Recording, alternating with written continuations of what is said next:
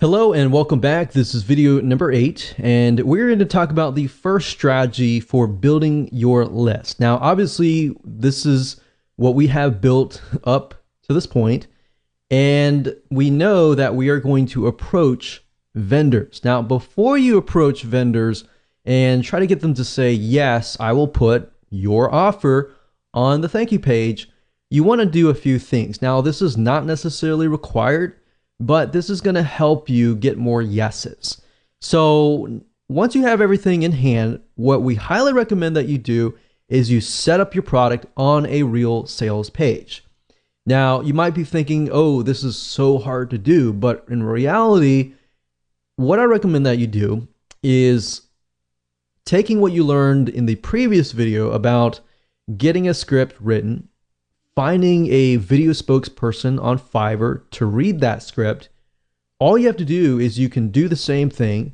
Just get a script written, and you can find somebody like a copywriter to write a very, very short script that explains what your product is all about, how it's beneficial, what it offers, and just give it to a video spokesperson, get them to create the video, then upload that video onto a sales page with a buy button. And you can create buy buttons super easy via PayPal.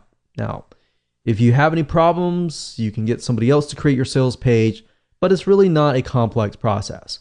The reason why we want to do this is because we want to put your product out in the public so that the public can see that you are actually selling this product. Like I said, it's not required, but what it does is it bumps up the perceived value of your offer.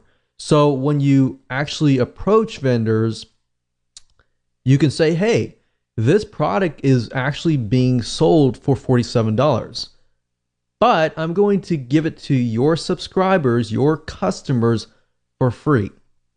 And it's going to be a win-win situation for your buyers, for you, because your buyers are going to be much happier, and then it's a win-win situation for everybody. So there are many different ways of approaching vendors, which we'll talk about in just a second, and how to approach these vendors with your specialized offers. So we're going to discuss what you must do and what you must avoid doing at all costs that can actually cost the deal. So let me go ahead and show you how to do that. Okay, so this process does take time. So a quick warning to you, but it's better to actually do this before you create your high value offer. And you really should be focusing more on this process than just actually creating the product itself. That's why I put so much emphasis on outsourcing your high value offer to somebody else, so you can focus primarily on this. Because really what it comes down to, this is very, very similar to joint ventures, building relationships and then getting vendors to say yes. It's very, very hard nowadays to approach a vendor or even approach somebody to get them to promote your product. And you really have to have a relationship or a connection between you and them, typically before they will say yes. Now, there are different ways to get them to say yes. And we'll talk about one way in this particular video, and then we'll talk about a different way in the video number 9. So this is basically the process. Step 1 is to create a connection. Now, how do you do that? Well, there are several different ways to do that. And the first way is, of course, to buy their product. So in this case, if we're going to do something on weight loss, specifically related to foods, then what we want to do is we want to find all the vendors that are not directly related to weight loss foods, but maybe they offer things like weight loss exercises or things that are not directly in competition that they would more likely say yes.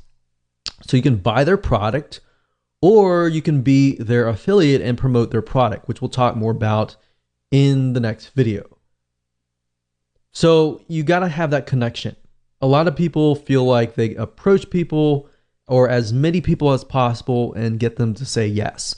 It's better to approach 10 people or 5 people that you've done your research on and that you've created a connection with than just blanket trying to approach 50 or 100 people. At the end of the day, quality is more important than quantity. So make that connection. And this connection, as you can see, can be built over time. Step number 2 is building a relationship with them, talking with them. Subscribe to their newsletter. Every time they email out, respond with something actually interesting. Now, one mistake that I see a lot of people make is when a vendor emails out and they respond with, hey, will you buy my stuff, or will you promote my stuff? That's a big no-no. You do not want to do that. You want to build a relationship with them. Instead of saying that, which is what everybody else does, respond with something like, hey, I really like your newsletter, or hey, I really thought that this was thought-provoking. So build a relationship with them, email them. You can even sell their product as an affiliate. If you make sales for them, which is what we'll talk about in the future videos, that will actually get the vendor's attention. Now, that's a different story for a different video. But really want to do is just build a relationship with them. And as you know, relationships take time to build. But if you can just get one yes from a big enough vendor, a lot of times that's just good enough. And then once you have that one vendor say yes, then getting other vendors to say yes is actually an easier process after that. Step 3, approach them when the time is right, after you have built that relationship. You see why I want you to kind of do this process before you even create your high value offer? Because this process does take time, and most people are not willing to do it. And because of that, that leaves open a large amount of opportunity. So for those of you who are the 1% action takers out there, it does take time, but it's going to be worth it in the long run. So step number 3, approach them when the time is right. Step 4, email them, but offer value.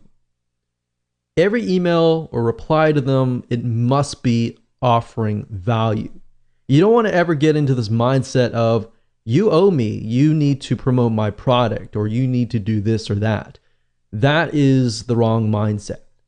And even if you feel wholeheartedly about that, don't ever get into that mindset, because unfortunately what's going to happen is if you get mad, or you're mean, or you spam them, for example, then what will happen is they're just not going to respond.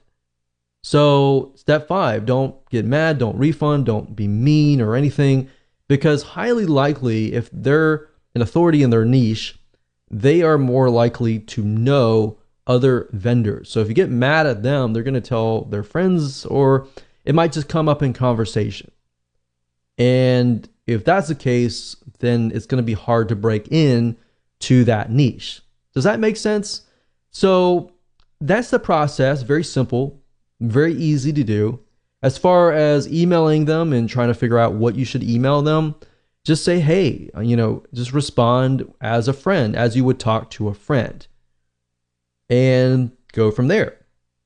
And then you can say, hey, for step 3, you can say, hey, I've got a product, not directly in competition with yours, but it's something that I really believe your buyers would really, really love. And I'm selling it for $47, but I really love your stuff, and I really feel like this is something that's going to help your buyers. So I was wondering if you wanted to, I'm only going to offer these to a few vendors, and I really like your stuff, so I wanted to offer that to you. So you see where we're going here? Because you have that connection, they're more likely to say yes. There's no guarantee, but they're more likely to do so if you've done the proper research. So with that said, let's move on to the next video, and I'm going to talk about a different way to create a connection without really building that close friend relationship. And in this type of strategy, you're going to be able to get on their radar quicker, and they're more likely to say yes.